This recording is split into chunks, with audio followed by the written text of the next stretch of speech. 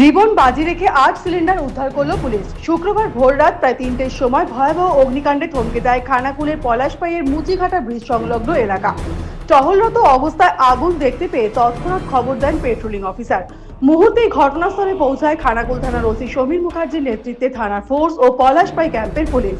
স্থানীয় সূত্রে জানা গিয়েছে, কৌশিক জানার চা স্টেশনারির দোকান, দীপক জানার মিষ্টির দোকান এবং শ্যামল জানার আইসক্রিম চা দোকানে আগুন দ্রুত ভয়াবহ আকার নেয়। ভিতরে থাকা গ্যাস সিলিন্ডার তীব্র তাপে একের পর এক বিস্ফোরিত হতে শুরু করায় চারিদিকে আতঙ্ক ছড়িয়ে পড়ে। যে কোনো মুহূর্তে বড়সড় বিস্ফোরণে গোটা এলাকা ধ্বংসস্তূপে পরিণত হওয়ার আশঙ্কা তৈরি হয়।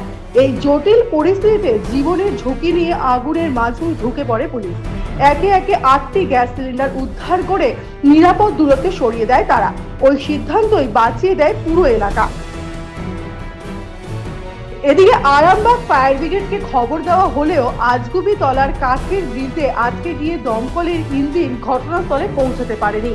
তখন পুলিশের সিদ্ধান্ত নেয় আগুন নেভাতেই হবে, অপেক্ষা নয়। এরপর পুলিশ নিজস্ব উদ্যোগে নদী থেকে পাম্প বসিয়ে জল তুলে যুদ্ধকালীন তৎপরতায় আগুন নেভানোর কাজ শুরু করে। প্রায় ৩.৫ ঘন্টার টানা লড়াইয়ের পর শেষ পর্যন্ত আগুন পুরোপুরি নিয়ন্ত্রণে আনে পুলিশ। স্থানীয়দের দাবি, সময়োচিত পদক্ষেপ ও প্রাণপণ সহযোগিতার জন্য বড় ধরনের দুর্ঘটনা থেকে রক্ষা পেল খানাকুল।